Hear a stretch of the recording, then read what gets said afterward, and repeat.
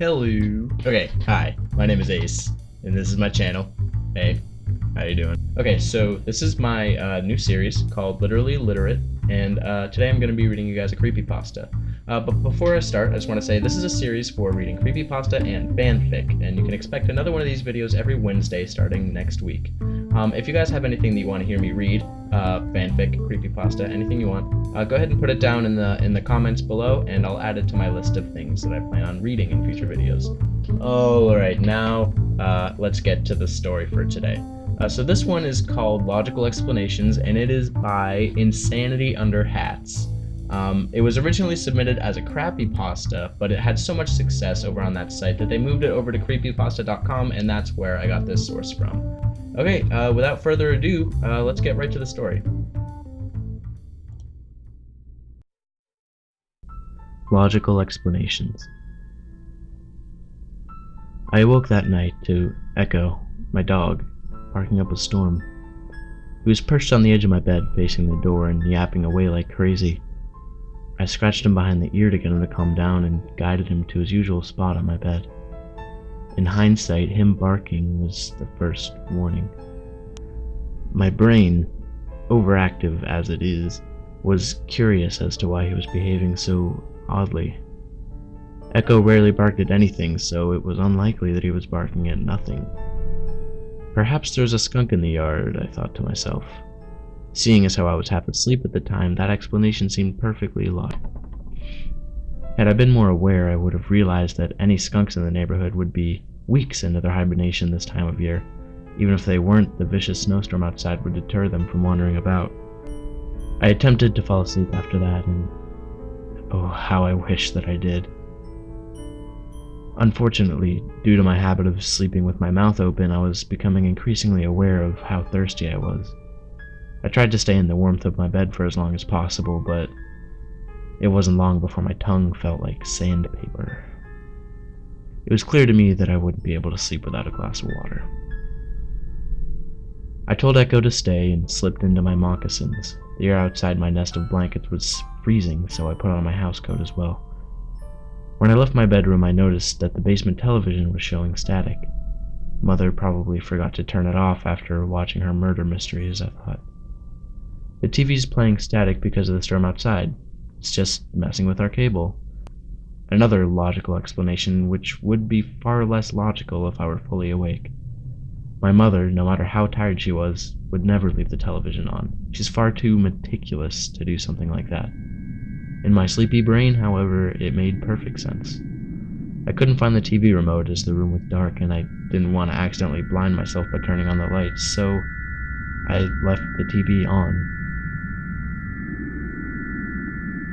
I should have turned back, crawled into bed, and waited for morning. I climbed the stairs to the landing, which was bathed in an orange glow cast by the streetlights reflecting off of the clouds above. From up here I could hear the wind battering itself against the house's walls. I was starting to wake up a little bit. I noticed the deadbolt on the door was unlocked. That was my final warning. My parents felt that it wasn't necessary, what with the storm and all. The seeds of doubt began to form in my mind. I knew that wasn't the case. Some new neighbors had been suspected of breaking into people's houses and stealing their liquor. My parents, being collectors of fine wines, have made it a habit to lock the deadbolt every night for the past few months, even when the act was completely pointless. My conscious brain was starting to wake up, starting to notice these things.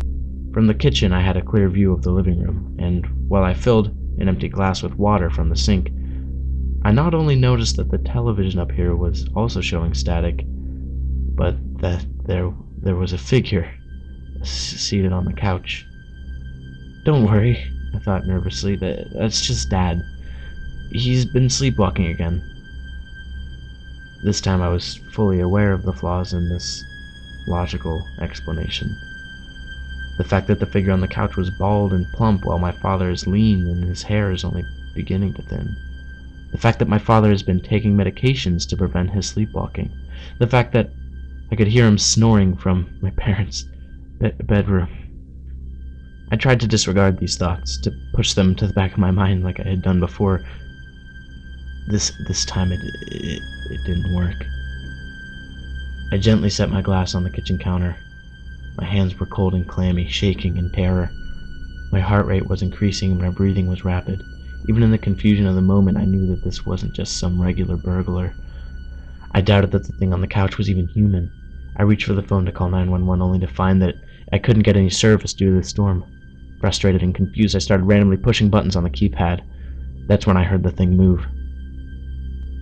The sound wasn't loud, but it was enough to make my blood run cold and send clammy sweat down my back.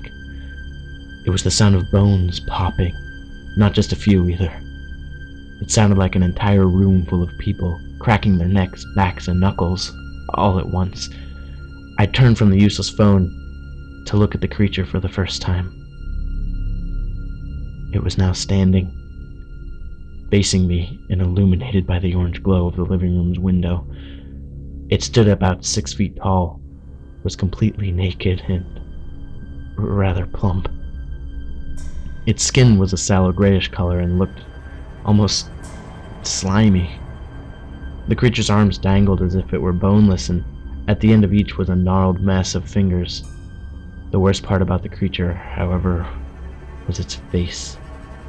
The thing had no nose, only 2 slits where its nostrils would be. Its eyes were hollow, white orbs that seemed too large for the rest of its face. As for its mouth, well, it didn't really have one. It looked as if its entire lower jaw had been knocked clean off the rest of its face, leaving a swollen pink tongue hanging against its neck. The creature started to walk towards me, making that awful sound with each step. It looked like it was trying to speak to me, but without its jaw, the tongue could only wriggle around helplessly as sinister moans escaped its throat. I did what anybody else would do in that situation. I ran like hell. When I got to the landing, I closed the door between the landing and the first floor. I had 3 options. I could surrender myself to the creature, I could run downstairs, which would eventually lead to a dead end, or I could run outside and face one of the worst blizzards of the decade. None of my choices were desirable, but I knew that I'd be dead anyway if I kept standing here. I didn't get much time to choose, though. As the door between me and the creature swung open, revealing that thing in all its grotesque glory, it began to descend the stairs toward me. I made my decision, and as stupid as it was, I wouldn't be alive if I hadn't done it. I unlocked the deadbolt and ran outside. For the first few seconds, I felt absolutely nothing save for the adrenaline and fear surging through me.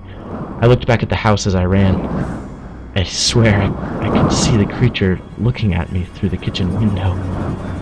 It looked almost happy. By the time my house faded into the blizzard, the cold was starting to set in. Wearing only pajamas, slippers, and a house coat, it wasn't hard to see why. I continued running in fear that the thing would chase me, but I was starting to go numb. By the time I reached the highway, I couldn't feel my fingers. By the time I noticed the approaching headlights, I couldn't feel my toes. By the time the vehicle had stopped in front of me, everything was starting to go black. I awoke several hours later to the sound of a machine beeping. At first, I thought the whole thing was a nightmare, that I was back in my bed and that my alarm clock was telling me to wake up and go to school. I began to regain consciousness and realized that I was no longer wearing my pajamas. Rather, I was wearing a hospital gown.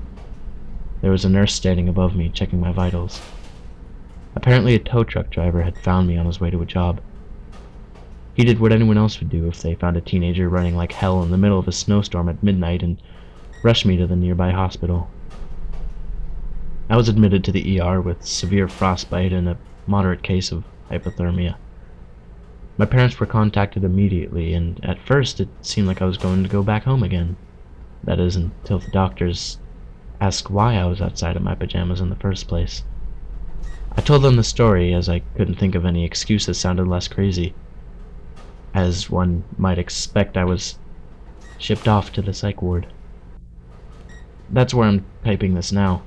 See, the doctors can come up with any number of logical explanations. They can tell me that I was hallucinating, that I was having a nightmare, that I was overstressed. With a medical degree, one can explain any unnatural phenomena with enough pills and prescriptions. But just because an explanation is logical doesn't mean that it's true. At first I believed what they were saying. At first it all made sense, but something happened later in the day that changed that. I was reading a book in my bed, starting to come to terms with what happened, when the TV in my room flickered to life. It was showing static. Outside the window, a gray figure stood outside the hospital.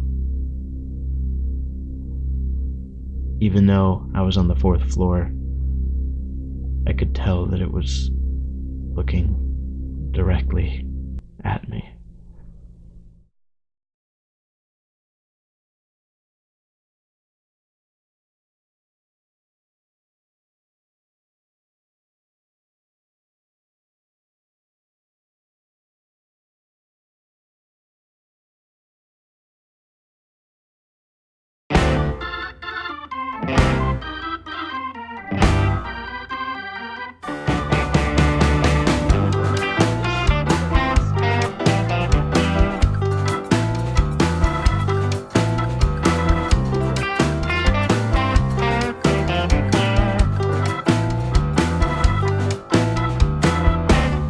So everyone knows what paradox is. We've all heard about them in